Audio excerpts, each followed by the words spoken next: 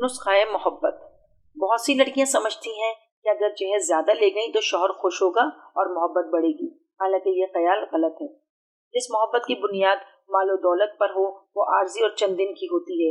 اگر واقعتاً شوہر کو اپنا بنانا ہو، زندگی بھر اس کی محبت حاصل کرنی ہو اور مرتے دم تک گھر کو جنت کا نمونہ بنانا ہو تو شریعت کی مکمل پابندی کی جائے۔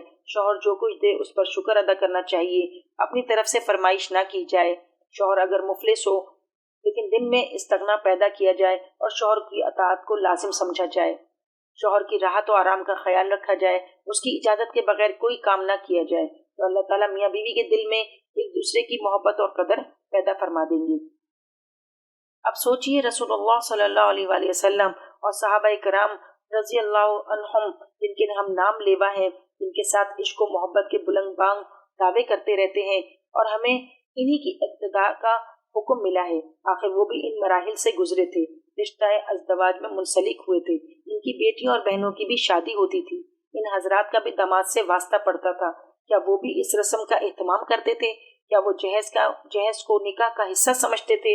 مثال کے طور پر حضرت عائشہ رضی اللہ تعالی عنہا کی شادی کو دیکھ لیجئے کہ کتنی سادگی سے انجام پائی۔ سرکار دو عالم صلی اللہ علیہ وآلہ وسلم کی شادی اور خلیفۃ المسلمین حضرت ابو بکر صدیق رضی اللہ تعالی عنہ کی بیٹی کی رخصتی کتنی سادگی سے ہوئی۔ حضرت ابو بکر رضی اللہ تعالی عنہ نے اپنے لخت جگر کو جہیز کے نام پر کوئی چیز بھی نہیں دی اور نہ آپ صلی اللہ علیہ وآلہ وسلم نے مطالبہ کیا۔ اسی طرح صحابہ کرام رضی اللہ عنہم اجمعین کو بھی دیکھ لیجئے کہ وہ خود بھی ازدواجی زندگی میں منسلک ہوئے، اپنے بیٹوں اور بیٹیوں کی بھی شادی کروائیں، لیکن کہیں بھی اس کا تذکرہ نہیں ملتا کہ کسی نے جہیز دیا ہو۔ اس کے برعکس مہر ادا کرنے کی تاکید بہت سی احادیث میں اور شریعت نے اسے فرض قرار دیا ہے۔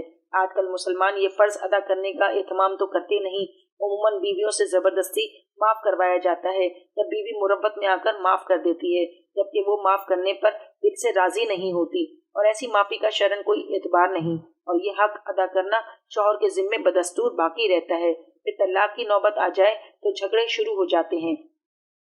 اس سلسلے میں نوجوانوں کو ہمت سے کام لینا چاہیے اور جہیز کی مروجہ لعنت کے خلاف بھرپور تحریک چلانی چاہیے اور اپنے والدین کے سامنے اس کی قباحتیں بیان کر کے انہیں اس پر آمادہ کرنا چاہیے کہ وہ جہیز کے بغیر شادیاں کرنے کو رواج دیں تاکہ اس بری رسم کا خاتمہ ہو سکے۔